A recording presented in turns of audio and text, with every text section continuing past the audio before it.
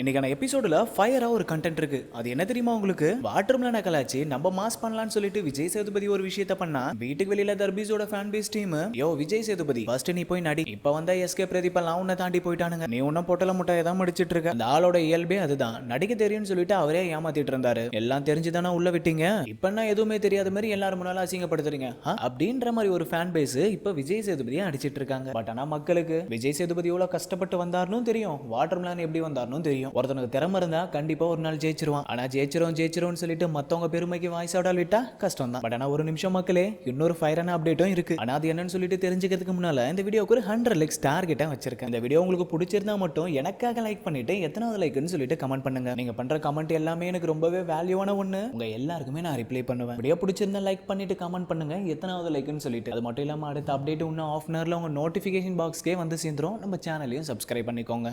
எங்கேயோ இருக்க நீங்களும் எங்கேயோ இருக்க நானும் கூடி சீக்கிரமே நம்ம வீடியோ மூலமா சந்திப்போம்.